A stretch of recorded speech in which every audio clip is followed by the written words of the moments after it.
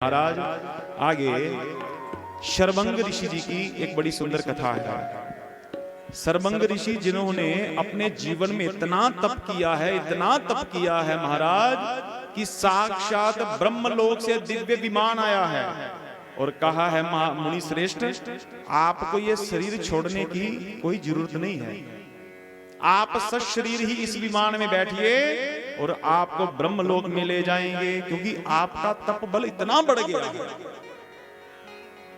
शर्वंग ऋषि जी उसी वाहन के ऊपर बैठे हैं और जब ही बैठे हैं तब ही किसी ने कह दिया है कि वहां से राम जी चलते आ रहे हैं, तो महाराज तुरंत ही उस वाहन से नीचे उतर गए हैं शर्वंग मुनि। देखिए तप के प्रभाव से सशरीर वैकुंठ। हम आपसे प्रश्न करें, अगर हम में से किसी को भी सशरीर वैकुंठ जाने की ऐसा समय आ जाए तो हम और आप में से कितने लोग बैठ जाएंगे विमान में? बताइए। कोई नहीं बैठेगा महाराज। सरकार एक आपको एक प्रसंग सुनाते हैं। एक बार एक संत महापुरुष किसी नगर में डोल रहे थे। गर्मी का बड़ा दिन था, बड़ी प्यास उनको लगी थी। तो उसी नगर में एक कोल्लू था बैल वाला। अब महाराज वहां पे गए और उस दुकानदार ने उस संत महापुरुष का बड़ा सत्कार किया, शीतल जल पिलाया, खाने के लिए कुछ गुड़ इत्यादि जो था वो दिया। और संत की आत्मा इतनी प्रसन्न भई, इतनी प्रसन्न भई, बोलते देख लाला, मेरे में इतना सामर्थ्य है, अगर तू चाहे तो तुझे सशरीर में वैकुंठ ले चलता हूं, बोल चलेगा?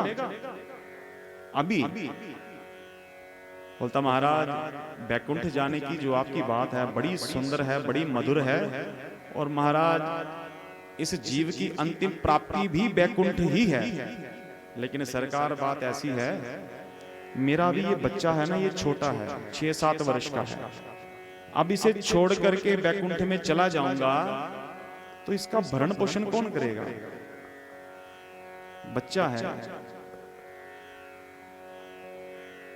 महापुरुष संत वहां से चले गए। 5-6 साल बाद पुनः वापिस आए और जब उस दुकान पर आए तो देखा वहां पे वो सेठ नहीं है। अब सेठ नहीं है, वो जो 6 साल का बच्चा था वो 12-13 साल का हो गया। उस बच्चे को कहा कि आपके पिताजी के समय में हम आते हैं, पिताजी कहाँ हैं? बोलते महाराज अभी 4 वर्ष हो गया है, उनको हार्ट अटैक आया और वो इस दुनिया से चले गए। जल पिलाया, संत बैठे, अब आंतरिक दृष्टि से देख रहे हैं कि वो जीव कहां पर है, और देखा तो महाराज उसी कोल्लू में बैल बना हुआ, जिस कोल्लू में, उसी कोल्लू का बैल। अब कान में जाकर के संत ने ऐसे बोला कि भैया जब तू मनुष्य शरीर में था तो वैकुंठ नहीं गया, बता तेरे को अब ले चलूं? अब भी ले चलता हूं वैकुंठ में। बोलते महाराज बात ऐसी है, वैकुंठ जाना तो सबका स्वप्न है, जाना भी चाहिए, लेकिन बात ऐसी है ये मेरा बच्चा अभी छोटा है, तो सरकार कोई और कोल्लू में बैल लगेगा, वो काम भी कम करेगा, खाएगा भी ज्यादा, तो मेरे बच्चे को घाटा पड़ जाएगा महाराज। तो तू क्या करेगा? महाराज मैं खाता भी कम हूं और भाग भाग के काम करता हूं। यहां पर दूसरे कोल्लू 50 किलो सरसों से तेल निकालते हैं, महाराज मैं 1 क्विंटल सरसों का तेल रोज निकालता हूं।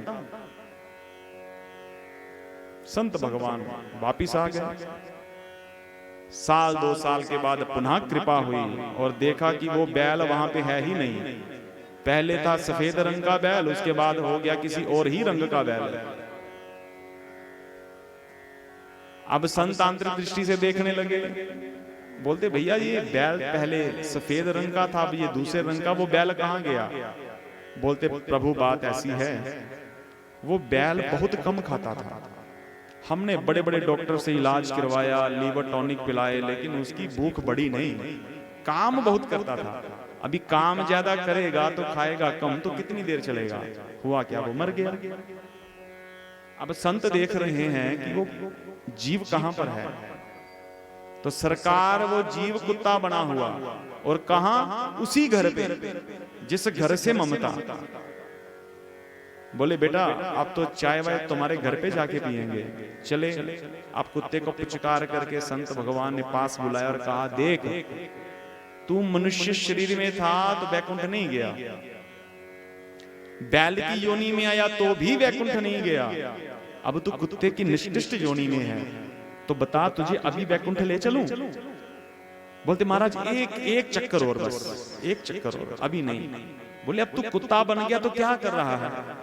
बोलते सरकार आजकल बहु बेटियां गहना बहुत पहनती हैं, और जब बाजार में निकलेंगी कोई स्नेचिंग कर लेगा, कोई चेन खींच लेगा, कोई उनकी बाली उतार लेगा, तो तू क्या करता है? महाराज मैं इनके साथ ही चला जाता हूं और साथ ही वापस आ जाता हूं, किसी की जरूरत नहीं है मेरे होते हुए इनके कोई गहने को हाथ डालता। अरे तेरा क्या फायदा? अरे फायदा महाराज मेरा नहीं है, नुकसान तो मेरे पुत्र का होगा ना, इनका क्या जाएगा, ये तो रो देंगी, लेकिन नुकसान मेरे बच्चे का होगा, इसलिए महाराज मुझे यहीं पे रहने दीजिए। 2-4 साल बाद संतों ने फिर कृपा करी, महाराज वो जीव नाली का कीड़ा बना हुआ, और उस घर के बाहर जो नाली थी उसी में कीड़ा। अब संतों ने जब ही तिनके से उठाया, बोले हाँ भैया अब वैकुंठ चलेगा।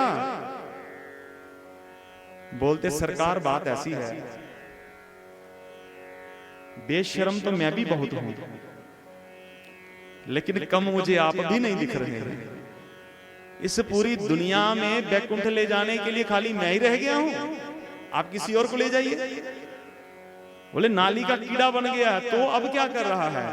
अरे सरकार नाली से बाहर आता हूं, सामने पोते पोतियां खेलते हैं, उनको देखता हूं, पुनः नाली में चला जाता हूं, फिर बाहर आता हूं, फिर चला जाता हूं, ऐसे देख देख करके मैं आनंद को प्राप्त होता हूं, तो मेरे लिए यही वैकुंठ है।